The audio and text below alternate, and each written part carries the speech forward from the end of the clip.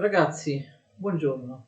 Continuiamo la trattazione degli stati nazionali nella seconda metà dell'Ottocento e all'inizio del Novecento, diciamo fino alle soglie della Prima Guerra Mondiale. Questa volta parliamo di Austria e Russia, cioè delle due potenze reazionarie che alla fine dell'Ottocento si rivelano gli stati più arretrati tra le grandi potenze europee. Cominciamo dalla Russia, anche perché mi è comodo aver già scritto i nomi dei tre zar della Russia di cui ci occupiamo, no?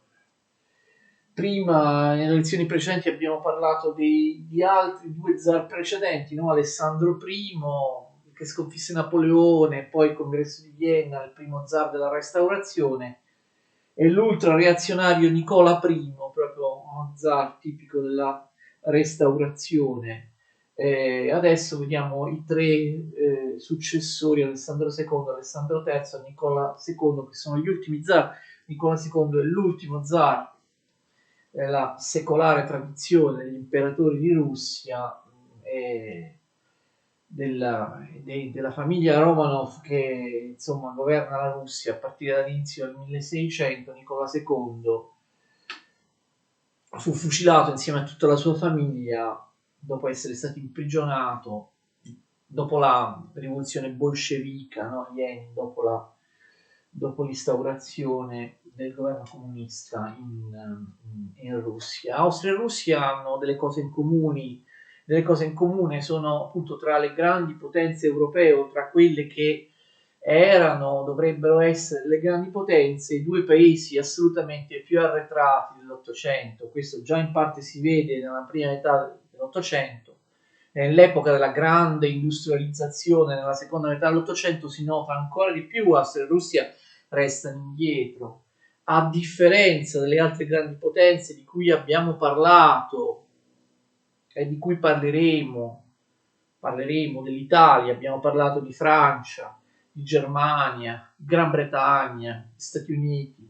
Austria e Russia sono le uniche due potenze in cui nella seconda metà dell'Ottocento, a differenza degli altri paesi di cui abbiamo parlato e di cui vi ho detto, la borghesia non riesce compiutamente a prendere il potere economico e politico, è ancora sottomessa all'aristocrazia, a dei privilegi feudali assurdi, privilegi della Chiesa cattolica oppure della Chiesa ortodossa in Russia, quindi non si sviluppa, se non in parte, quella grande borghesia industriale, a differenza appunto di altre potenze, quindi Austria e Russia economicamente ristagnano. E poi Austria e Russia sono gli unici due paesi di cui abbiamo parlato, di cui parleremo, in cui non si sviluppano assolutamente le istituzioni rappresentative, democratiche, liberali. Persino in Spagna e in Portogallo l'Ottocento segnerà l'avvento delle costituzioni, dello Stato liberale. In Austria e Russia assolutamente no. Quindi sono paesi, diciamo, arretrati, che restano feudali, con il potere dell'aristocrazia e un tradizionalismo molto accentuato. In Russia noi abbiamo Alessandro II, lo zar Alessandro II, abbiamo parlato di molti avvenimenti della Russia in relazione alle altre potenze di cui abbiamo seguito la storia. Comunque brevemente li possiamo rivedere. Alessandro II dal 1855 al 1881 qualche cosa la fa. In Russia c'era ancora la servitù della gleba, la servitù. Molti pensano solo alla servitù della gleba vera e propria, cioè ai contadini servi, ai contadini che erano schiavi dei grandi aristocratici latifondisti. Ma in Russia non erano solo i contadini nei latifondi, i nobiliari a essere schiavi, c'era anche la servitù di Stato, cioè c'erano contadini e non solo contadini, artigiani, che erano legalmente e giuridicamente in una condizione di schiavitù all'interno di proprietà statali, d'accordo? C'era la servitù domestica, moltissimi domestici, moltissimo del personale domestico era in condizioni di schiavitù, d'accordo? Il mugico, il tipico contadino russo, rischiava da un momento all'altro di morire di fame per una carestia, per una penuria alimentare. In Russia non si sviluppano se non molto tardivamente le ferrovie, non ci sono macchinari moderni per l'agricoltura, la miseria nera, moltissimi popoli poi tra l'altro si ribellano continuamente allo zar, c'è una situazione sociale devastante, esplosiva. Cosa fa nel 1861? Alessandro II abolisce i servi della gleba, abolisce la servitù in Russia. È una grande riforma, anche inaspettata dai più, ma che spesso resta lettera morta. I servi vengono liberati, sì, i contadini, ma non riescono in nessun modo ad acquistare la terra, a migliorare la loro condizione economica. Quindi, che succede? Succede che devono continuare a lavorare per i loro ex padroni come braccianti, restano poverissimi e quindi non cambia molto. Prima lavoravano come schiavi per i loro padroni, adesso lavorano come braccianti per i proprietari terrieri. Non cambia molto, anche se ufficialmente non sono più schiavi, ma le masse contadine russe diventano assolutamente poverissime. La Russia si espande verso l'Asia, questo l'abbiamo detto già molte volte, arriva fino alla Kamchatka, arriva fino all'Oceano Pacifico e cerca addirittura di passare in America. La Russia di colonizzare l'Alaska non ci riuscirà.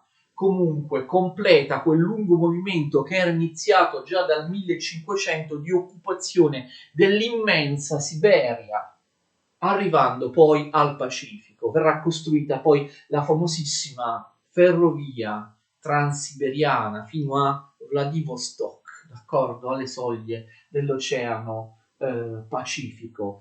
La Russia è spinta ad espandersi in Asia anche perché viene frustrata nei suoi desideri di espansione verso l'Europa, e questo l'abbiamo già detto. Nel 1853 la Russia vuole entrare nei Balcani, vuole prendersi pezzi di Balcani approfittando della crisi dell'impero ottomano.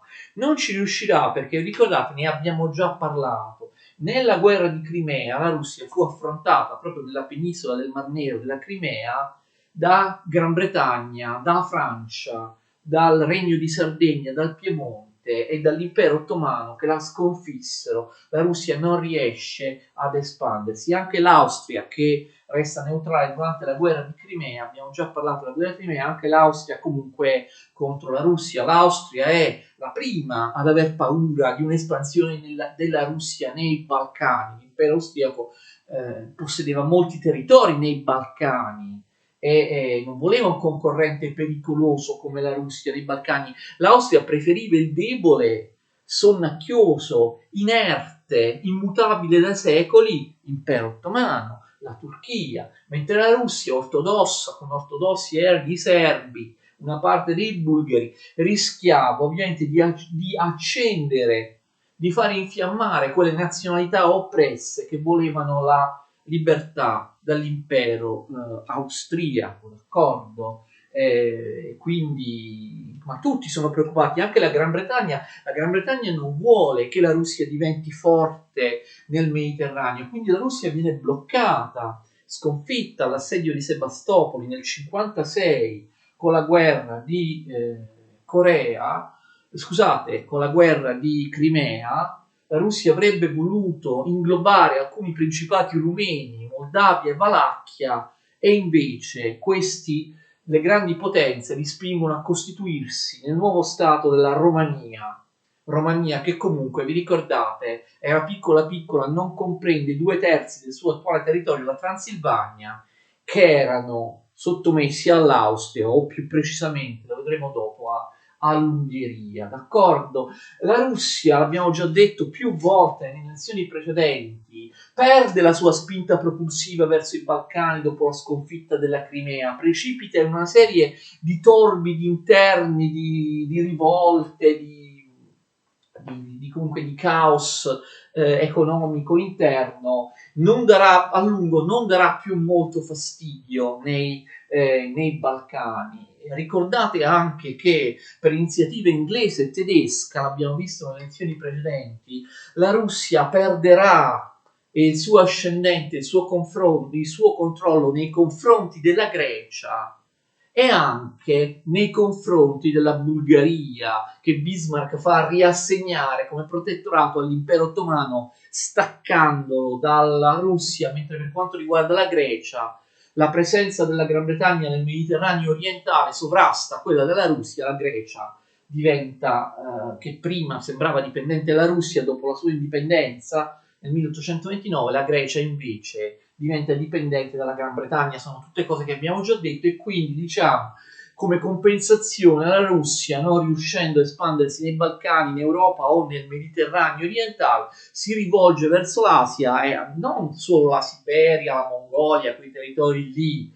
Abbiamo visto che la Russia entrerà anche in Cina, si prenderà una delle zone di influenza a nord della Cina quando ci sarà, ne abbiamo già parlato, lo sfascio dell'antico impero cinese, quindi l'espansione della Russia anche nei confronti della Cina, dove vedremo poi da chi sarà però bloccata. Ma la Russia si prende tutta l'Asia centrale, sono territori immensi. Nel 1881 la Russia si impossessa del Turkmenistan, si era già preso il Kirghizistan, tutti quei nomi così che finiscono in stan. Nell'81 prende il Turkmenistan, poi aveva già preso il Kirghizistan, l'Uzbekistan e la Georgia, ve lo ricordate, l'abbiamo detto, le aveva conquistati una quarantina d'anni prima rispetto al 1881, sconfiggendo in guerra l'impero persiano. Quindi espansione della Russia in Asia. La Russia tuttavia in Europa possiede 2/3 dell'antico territorio della Polonia. Abbiamo anche qui visto nelle elezioni precedenti che la Russia stroncherà nel sangue in maniera durissima ben tre rivolte indipendentiste della Polonia, l'ultima delle quali appartiene all'epoca di cui stiamo parlando. Le precedenti due le abbiamo già viste nelle elezioni passate, ma anche questa, insomma, la terza, 1863, la rivolta della Polonia, abbiamo già considerata nelle elezioni passate. La Polonia viene schiacciata, russificata a forza, la Russia impone la sua lingua al posto del polacco, d'accordo? Al posto del polacco. Ci sono la guerra di Crimea, poi tra l'altro, parentesi, è importante anche perché nella guerra di Crimea, a parte che è una delle prime guerre dove viene applicata la Croce Rossa, dove funziona la Croce Rossa per la prima volta, i feriti vengono salvati, vengono curati, dato da un'organizzazione pacifica, neutrale, sovranazionale come la Croce Rossa, che si mostra, insomma, per la prima volta nel mondo proprio nella guerra di Crimea. La guerra di Crimea fa nascere il giornalismo di guerra anche grazie alla diffusione del telegrafo. È la prima guerra che viene seguita giorno per giorno dai grandi giornali europei. Per esempio il Times di Londra, ogni giorno l'opinione pubblica va a vedere che cosa succede in Crimea, quindi c'è un'opinione pubblica che si appassiona alla guerra e che ha da dire la sua su tanti avvenimenti della guerra. Questo implica anche ovviamente la grande importanza che stanno assumendo i mezzi di comunicazione di massa, in particolare i giornali. Dell'importanza dei giornali e della cultura di massa parleremo separatamente nelle lezioni dedicate alla società di massa fra la fine dell'Ottocento e l'inizio del Novecento. e quindi la Russia che cosa combina? Ci sono dei movimenti, ci sono degli intellettuali in Russia, lo sapete, i grandi romanzieri russi dell'Ottocento, ne avete sentito parlare, Tolstoi, Dostoevsky, così via. Tolstoi era piuttosto conservatore, Dostoevsky un po' meno. Ci sono dei movimenti intellettuali in Russia, dei movimenti di pensiero che a volte mi sono sempre sembrati un po' particolari, sinceramente. C'erano gli occidentalofili, ma questi, insomma, ce li potremmo aspettare. C'erano intellettuali in Russia che volevano trasformare la Russia in un paese come quelli dell'Europa occidentale, con un sistema liberale, con una borghesia al potere, con una costituzione. Insomma, la Russia doveva diventare un paese come la Francia, la Gran Bretagna. Questi sono gli intellettuali occidentalofili, ma questi non mi creano sorpresa, mi creano più sorpresa gli intellettuali slavofili. Si sviluppa una singolare corrente che si chiama quella degli slavofili, i quali invece sono dei nazionalisti, sono dei conservatori, dei tradizionalisti, idealizzano il sistema contadino russo, ma in realtà i contadini morivano di fame, ma questi intellettuali idealizzano la tradizione russa, in particolare la tipica unità contadina della Mir, che è la Mir è un'unità contadina, un villaggio con le terre in comune.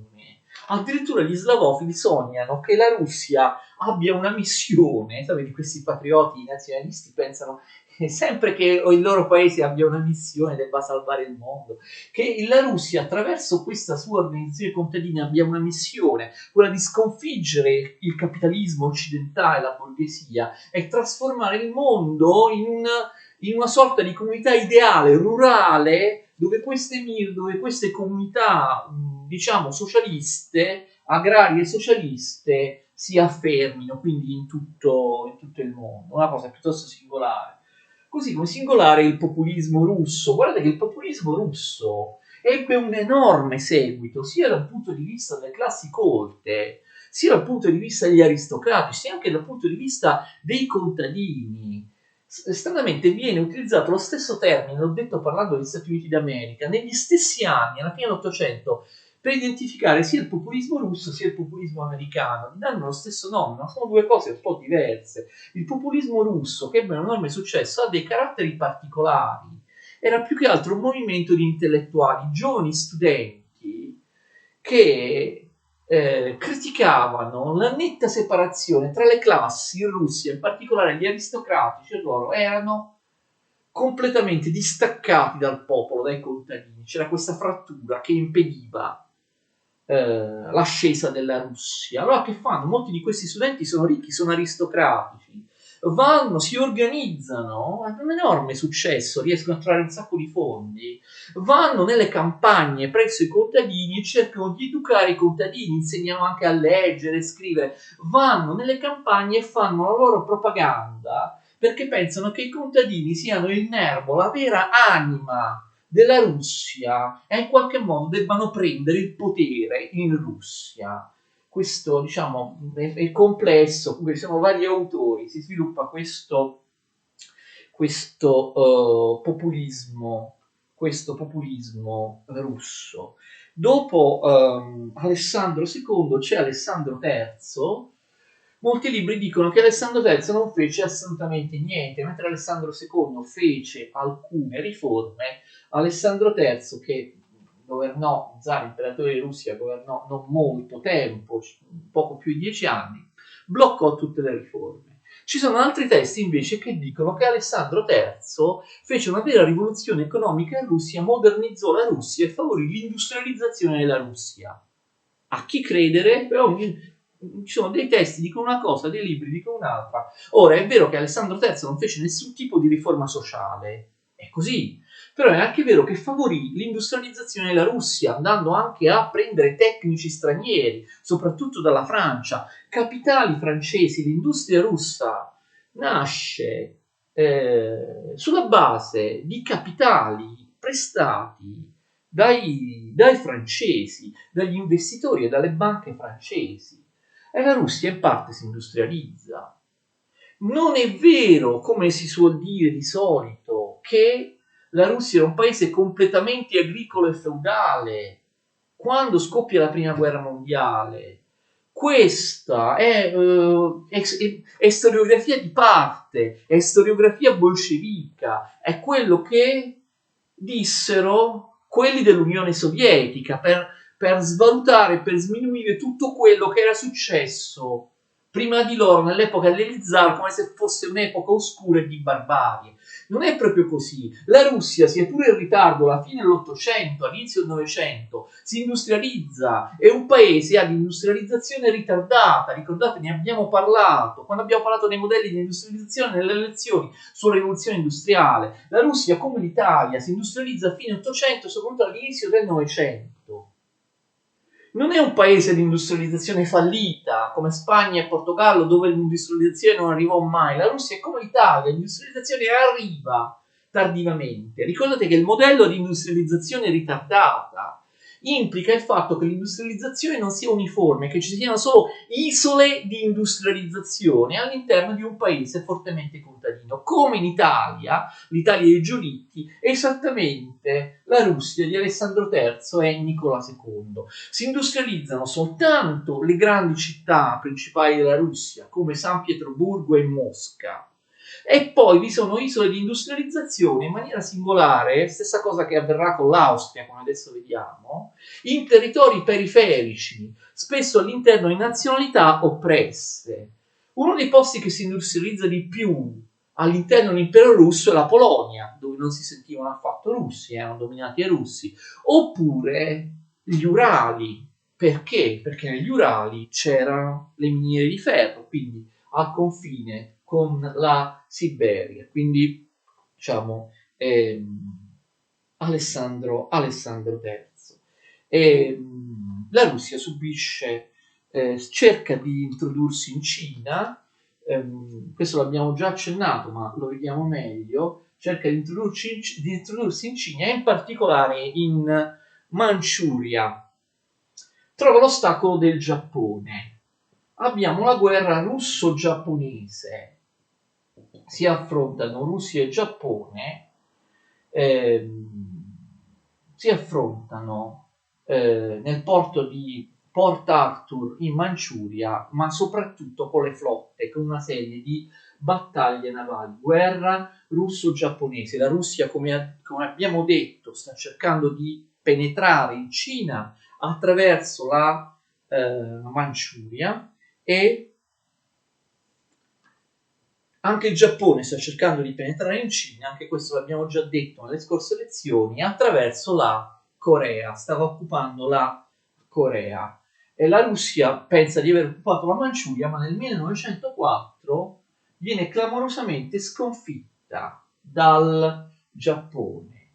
La cosa impressiona tutto il mondo, è una cosa inaspettata. Il Giappone fino a pochi decenni prima era un paese assolutamente feudale, fermo al Medioevo, in pochissimo tempo. Vedremo nelle prossime lezioni, il Giappone diventa un paese industrializzato come le grandi potenze occidentali, e quindi nessuno se l'aspettava. Noi abbiamo visto nell'Ottocento, all'inizio del Novecento, ci sono delle guerre che anticipano le guerre del Novecento, le guerre mondiali, ve lo ricordate? Guerre che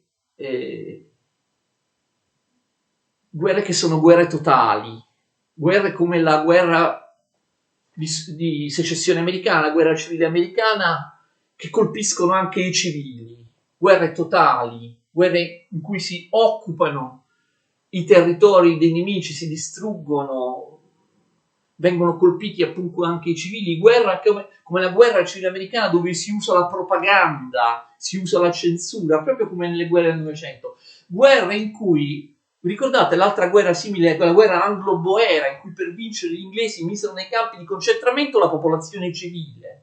Cioè guerre dell'Ottocento e del primo Novecento che fanno purtroppo sospettare come potrà diventare distruttiva e invasiva la guerra nel XX secolo, e infatti anticiparono poi purtroppo alcuni aspetti inquietanti delle guerre del Novecento, anche della prima guerra mondiale, il coinvolgimento di civili, e perché tanti morti nella guerra di anche civili, no, nella guerra di secessione americana, guerra civile americana, perché l'artiglieria era diventata potentissima, i cannoni colpivano da lontano, da chilometri, da lontano in maniera invisibile, in maniera massiccia. La guerra russo-giapponese, pensate, viene decisa da una battaglia a Tsushima, spero di scrivere bene, la battaglia di Tsushima in cui, che succede? Le navi russe vengono distrutte dalle navi giapponesi, neanche riescono a vedere dove sono le navi giapponesi, arriva una tempesta di fuoco,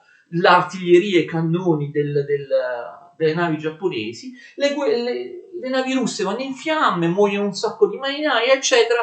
Finisce così la battaglia. Cioè, come nella prima guerra mondiale, nelle guerre successive, battaglie in cui una guerra come questa, che anticipa la prima guerra mondiale, battaglie in cui il fattore umano non conta più, in cui vince chi ha le macchine migliori, in cui il soldato non vede più neanche il suo avversario, le navi giapponesi, chilometri e chilometri di distanza, al coperto, fanno partire le loro cannonate, i loro siluri, la flotta russa è distrutta senza neanche aver visto il nemico e la potenza straordinaria della flotta giapponese. Il Giappone occupa la Manciuria cacciando la Russia. Il Giappone inizia,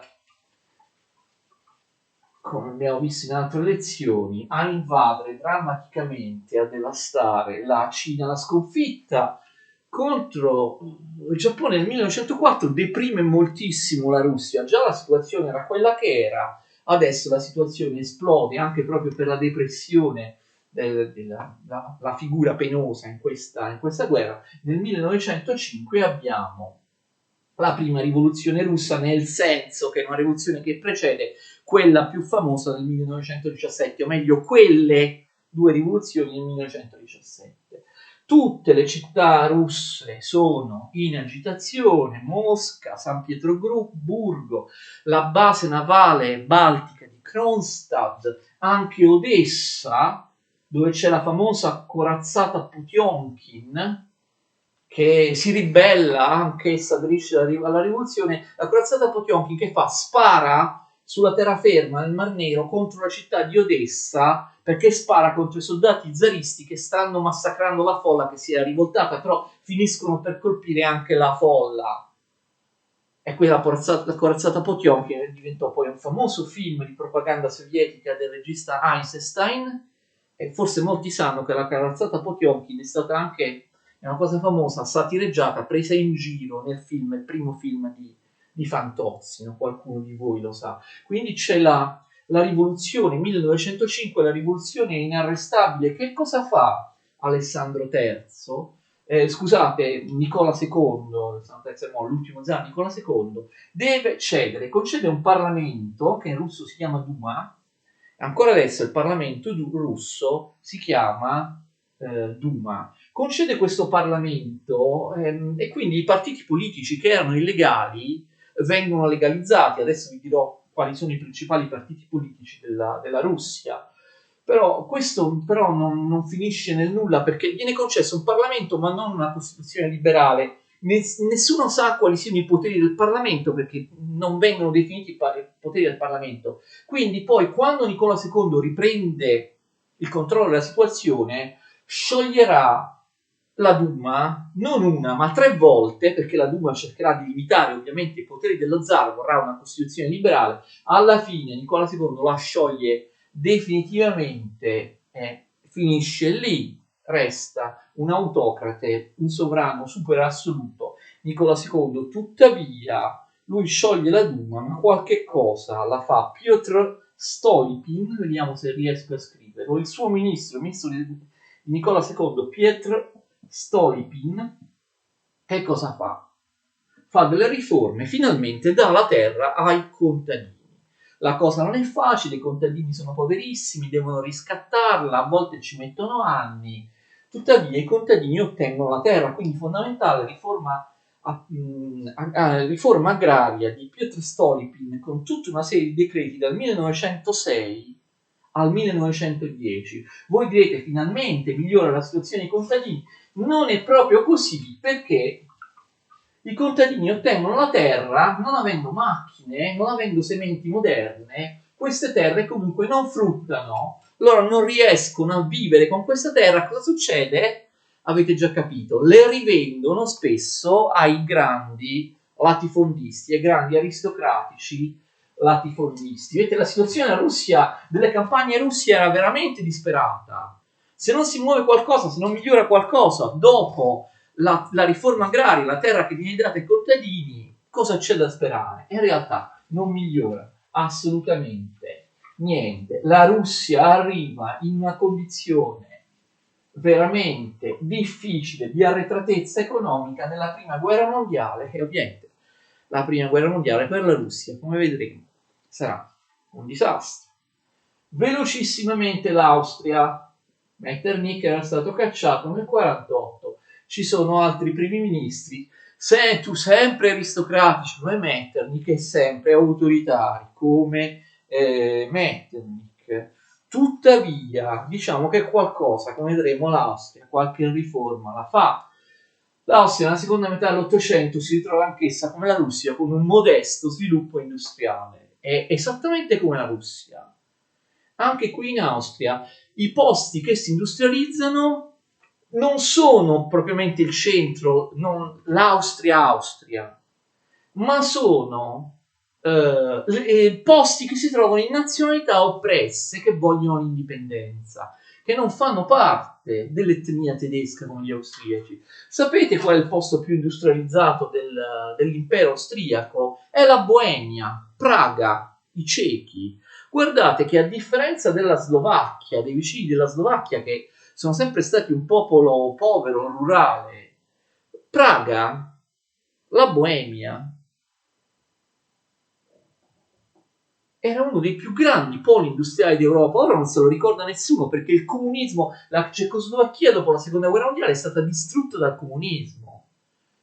Guardate che la Cechia alla vigilia della seconda guerra mondiale aveva un potenziale industriale pari a quello dell'Italia. Molti dicono che la Cechia, la Boemia, in particolare il territorio della Cechia che si chiama Boemia, era la 10ª potenza industriale del mondo, considerata isolatamente dall'Austria.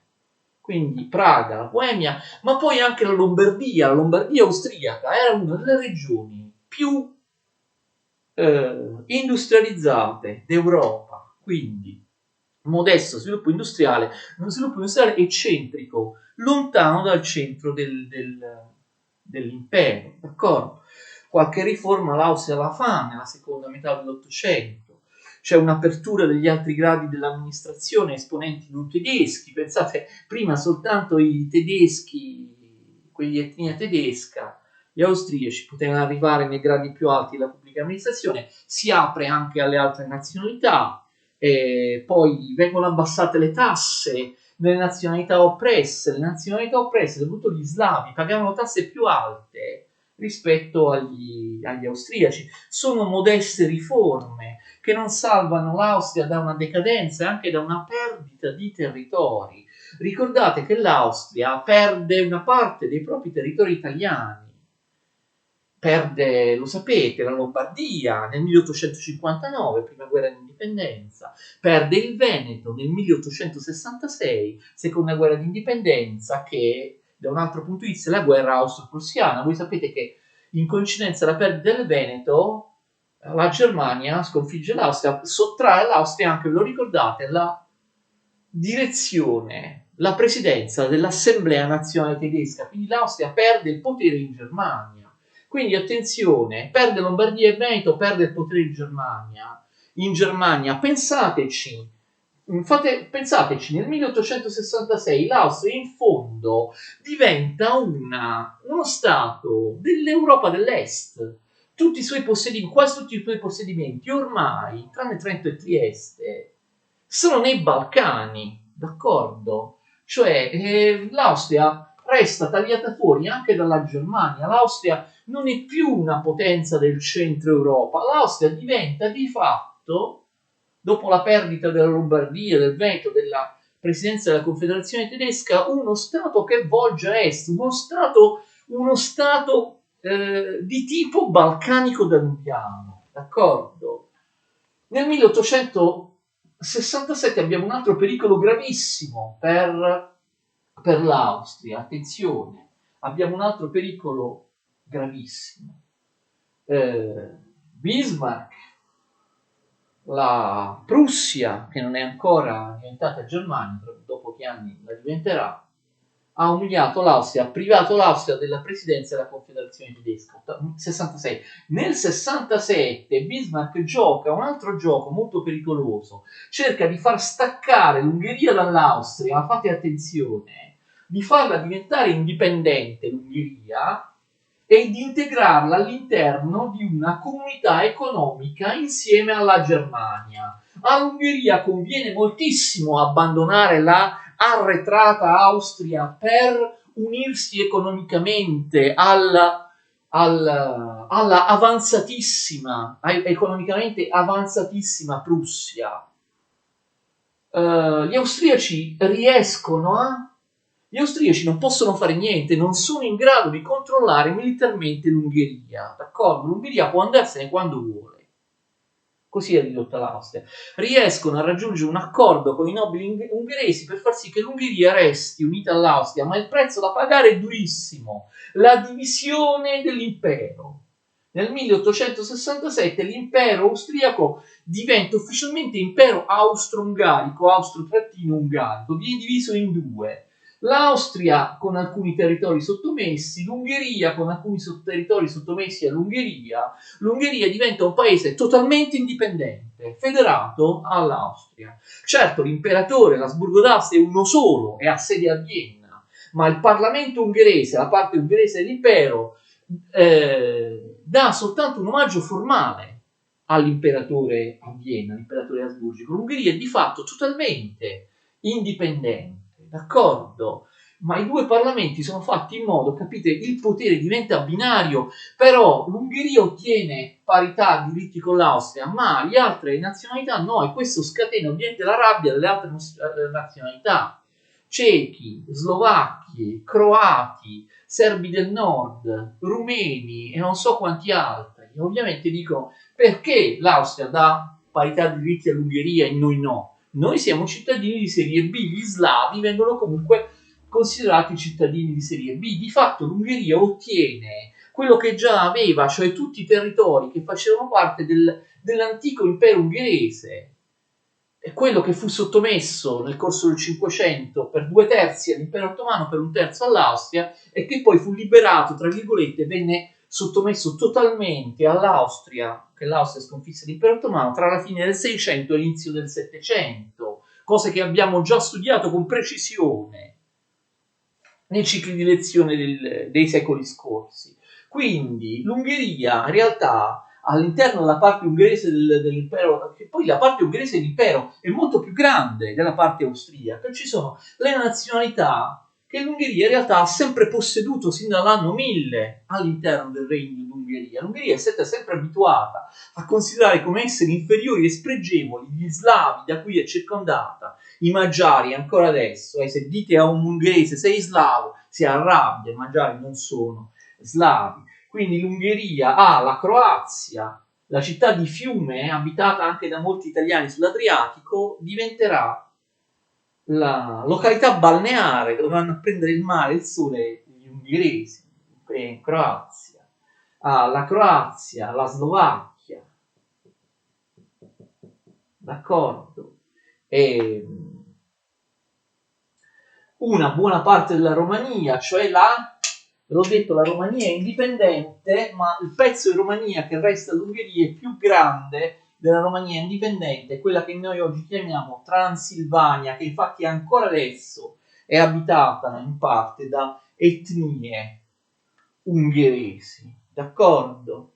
All'Austria va la Serbia del Nord, quel pezzettino di Serbia che l'Austria aveva, la Slovenia, anche se alcuni di questi nomi non erano usati all'epoca, quindi io sto comunque semplificando, d'accordo?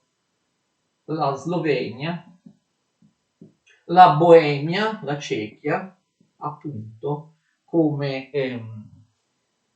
come abbiamo detto. L'Austria possedeva anche un pezzo di Polonia, la Galizia, eccetera, anche se ho dimenticato qualche territorio, insomma, non fa niente. L'Austria sottomette, vedete che questi sono per la maggior parte slavi, d'accordo, ci sono i polacchi, l'Austria ha ancora città italiane come Trieste, Trento, però la maggior parte di queste nazionalità oppresse, considerate di serie B, sono slavi oppure appunto rumeni della Transilvania, che ovviamente già volevano l'indipendenza, c'era un forte irredentismo, voglia di ribellarsi delle nazionalità oppresse. Ripeto, ancora di più vogliono ribellarsi nel momento in cui vedono che l'Ungheria ottiene la parità con l'Austria, mentre loro sono sottomessi o all'Austria o all'Ungheria. Abbiamo la divisione dell'impero austriaco in impero austro-ungarico e il Parlamento di Ungheria e di Austria ha quasi tutti i rappresentanti ungheresi e austriaci, cioè è fatto in modo il Parlamento ungherese che i cechi siano poco rappresentati, ma i cechi, d'accordo,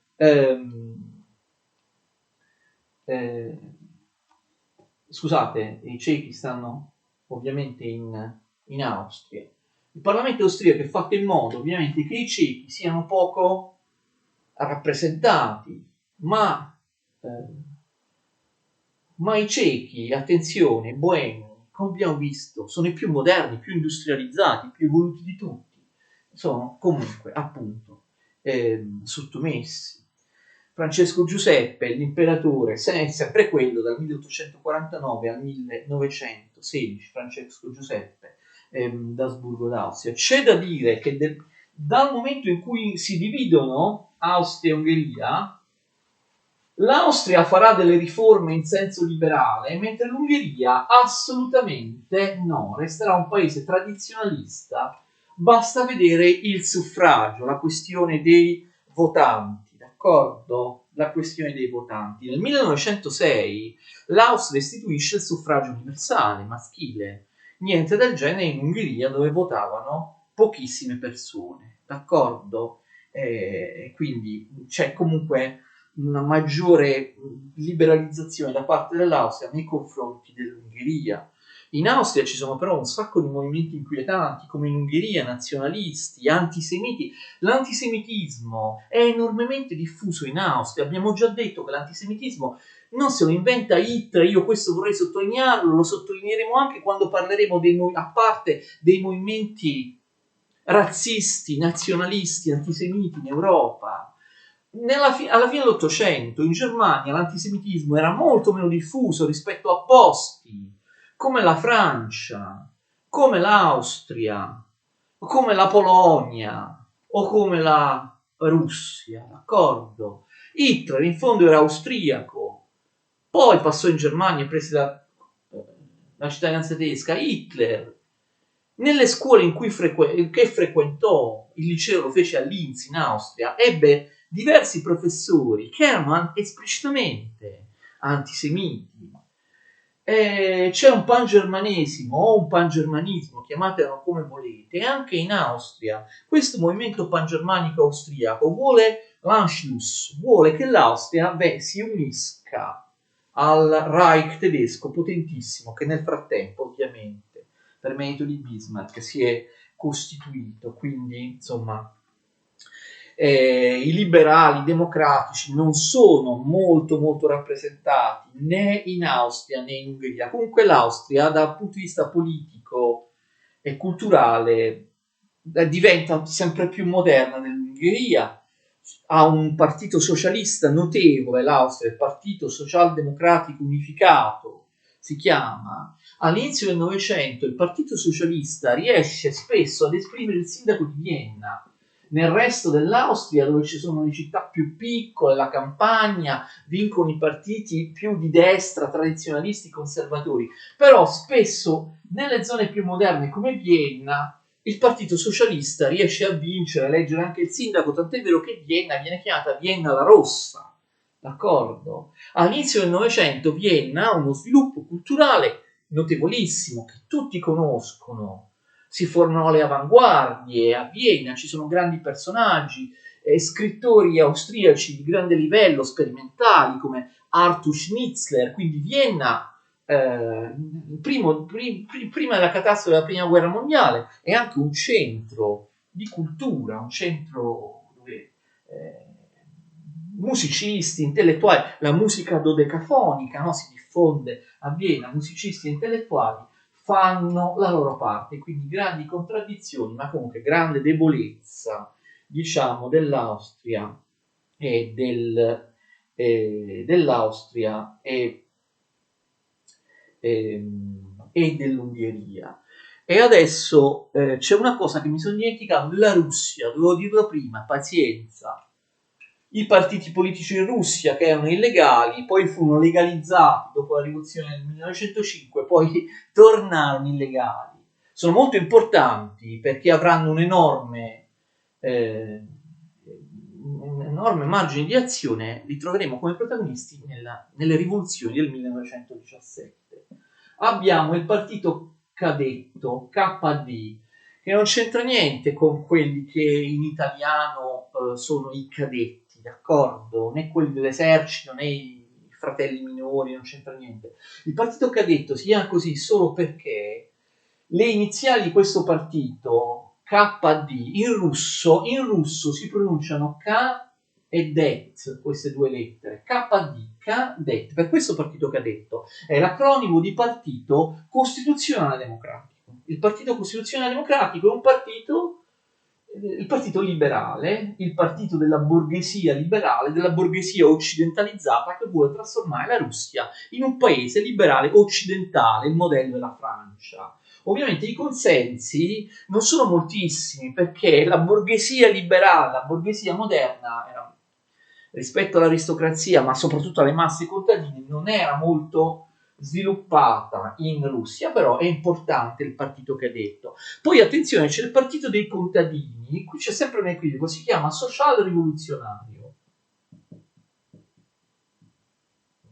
Anche se si chiama partito sociale rivoluzionario, è il partito dei contadini, non fatevi ingannare dal nome. Vuole una riforma agraria, vuole la terra dei contadini, un partito agrario che ha i consensi nelle campagne. Poi attenzione, c'è il partito operaio socialdemocratico russo. Non sono i social rivoluzionari, il partito marxista, il partito operaio socialista, quello è il partito dei contadini, anche se si chiamano social rivoluzionari, non fatevi ingannare. Il partito marxista, il partito operaio russo è il partito operaio socialdemocratico russo, d'accordo? Si divide in due correnti che poi si separeranno, daranno vita a due partiti diversi. Da una parte i bolscevichi, da un'altra i menscevichi. Perché? Ci fu un congresso dove questi presero la maggioranza, in russo bolscevico vuol dire maggioranza. Gli altri messi in minoranza presero il nome di menscevichi, perché la parola menshevik in russo vuol dire minoranza, ok? I bolscevichi e menscevichi significa solo maggioranza e minoranza, non indica quali sono le loro idee, quindi avevano delle idee diverse. Il partito bolscevico, che fu quello che poi si divise dai menscevichi, prese il potere dopo la rivoluzione d'ottobre, costruì il secondo, ricordate, il secondo stato socialista al mondo dopo la Comune di Parigi del 1871. Partito bolscevico guidato da Lenin, che era sicuramente la mente, e poi anche da Trotsky, dal suo amico, non si legge alla lavagna, da Lenin, e poi lo scrivo sopra, da Lenin, la mente, il capo teorico, il filosofo, l'intellettuale, il partito, il braccio, ma anche lui era un grande intellettuale, scrisse un sacco di libri, Trotsky si può scrivere in tanti modi, io lo scrivo alla tedesca, d'accordo? Potete trovarlo scritto anche Lenin, Trotsky oppure il più giovane Stalin. Saranno ovviamente tutti quanti grandi protagonisti della Russia comunista che poi si trasformerà in Unione Sovietica. E il bello è che nessuno dei tre si chiama in questo modo, sono tutti e tre nomi di battaglia, pseudonimi.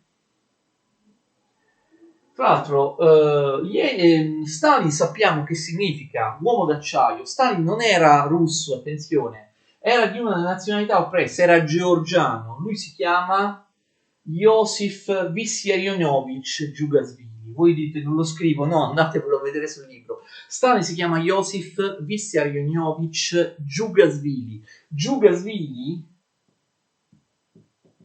che tento di scriverlo, magari sbaglierò. Djugasvili è un tipico cognome georgiano, quindi non era russo, era della Georgia sovietica. Sapete che la Georgia oggi è indipendente, ma all'epoca era sottomessa alla Russia. Allora, Stalin è l'unico di cui sappiamo il significato del nome di battaglia, vuol dire uomo d'acciaio, no? Stalin, come in inglese steel, acciaio. Lenin e Trotsky non sappiamo neanche il significato dei loro nomi. Lenin si chiama Vladimir Ilyich Ulyanov, detto Lenin. Trotsky si chiama Lev Bronstein, detto Trotsky. Trotsky è l'unico dei tre che è di origine ebraica. Vi ho detto quali sono i veri nomi di questi tre, non li ripeterò più, li chiamerò con gli pseudonimi quando parleremo della rivoluzione russa. Allora, attenzione, le idee dei bolscevichi, di menscevichi, magari le ripeterò quando arriveremo alla rivoluzione russa perché sono fondamentali. La differenza tra bolscevichi e menscevichi, i menscevichi che invece erano capitanati da personaggi come Martov oppure Plekhanov anche lui un grande teorico, uno dei più grandi filosofi neomarxisti russi. I menscevichi erano più moderati. I menscevichi pensavano, sulla scorta delle opere di Marx, che non si potesse fare subito la rivoluzione socialista o comunista in Russia. La Russia non era preparata. Marx diceva, attenzione, che un paese agricolo feudale non poteva diventare un paese comunista. Marx diceva, lo sapete dalle mie lezioni di Marx, che soltanto un paese altamente industrializzato, cioè un paese che fosse arrivato al top del capitalismo, poteva poi rovesciarsi nella forma economica opposta, cioè il comunismo. In base alla dialettica storica, al materialismo storico, al materialismo dialettico che lui riprende da Hegel, non si può saltare una fase della dialettica, sono tutte necessarie. Stadio feudale, stadio borghese capitalistico, stadio socialista. La Russia era un paese contadino, feudale.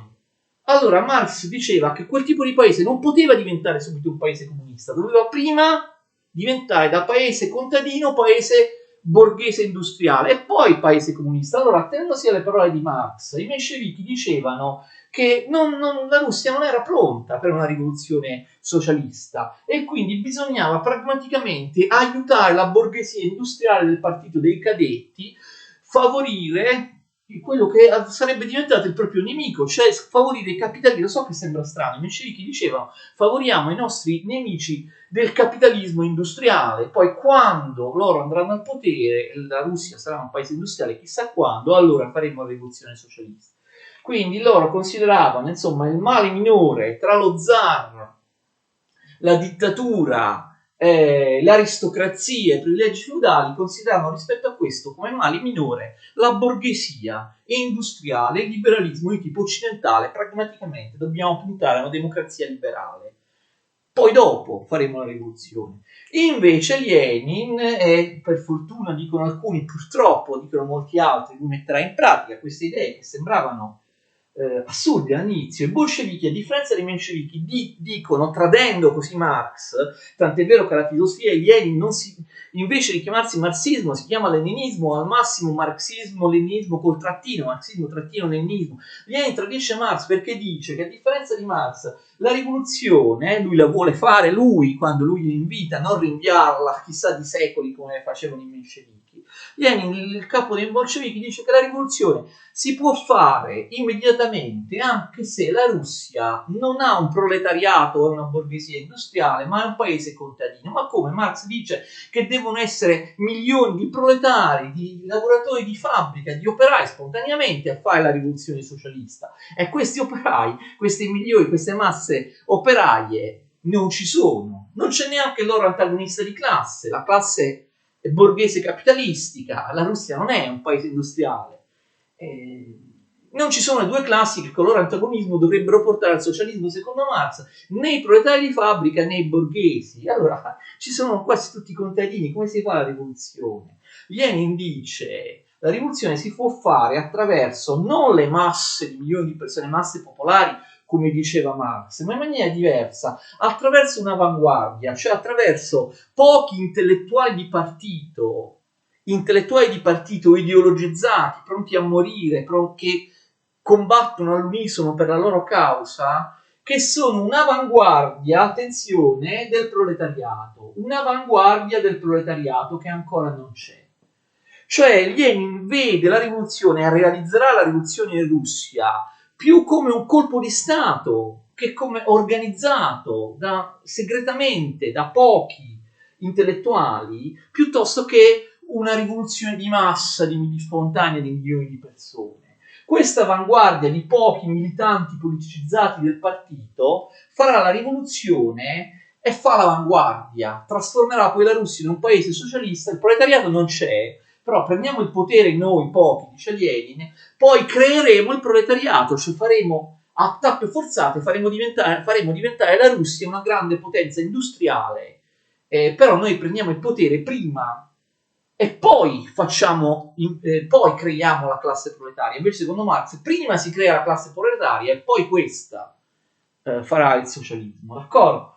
Quindi un'avanguardia, intellettuali fanno la rivoluzione e poi creeranno una classe operaia.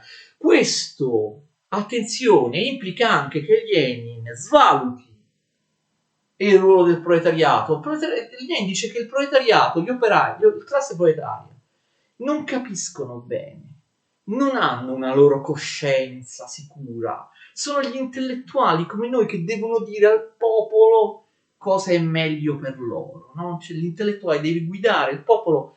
La classe operaria, a differenza di quello che diceva Marx, non comprende bene, non ha una bella coscienza. Come fanno in pochi a fare la rivoluzione?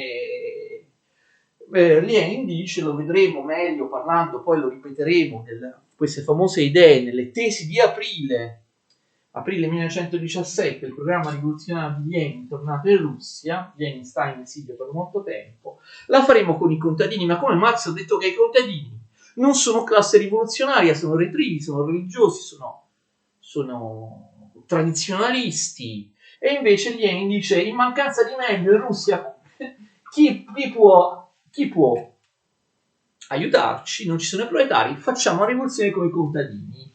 Come ci seguiranno i contadini? Gli diamo la terra, gli diamo quello che vogliono, però poi li elimineremo. Quindi i contadini saranno, famosa espressione che però non è di Lenin, gli utili idioti dei comunisti, cioè diamo la terra, ci appoggiano nella rivoluzione, poi però noi i contadini li elimineremo o li facciamo diventare a forza proletari operai, cosa che purtroppo poi Lenin incredibilmente fece davvero, non proprio, non effettivamente lui, ma dopo di lui Stalin. Questi sono i tre partiti politici della Russia all'inizio del Novecento, l'ultimo si dividerà in due, bolscevichi e menscevichi, quindi diciamo che quando, vabbè lo ripeterò quando parleremo della rivoluzione d'ottobre, però magari lo do già un po' per scontato, perché ho spiegato adesso le idee di questi partiti e in particolare fondamentale le idee di Lenin e del partito bolscevico. Abbiamo parlato di Austria e Russia nella seconda metà dell'Ottocento, nei primi anni del Novecento. Prossima volta parliamo degli Stati Uniti nello stesso periodo e poi del Giappone, e poi avremo terminato le nostre lezioni sugli stati nazionali, seconda metà dell'Ottocento, primi anni del Novecento. Arrivederci.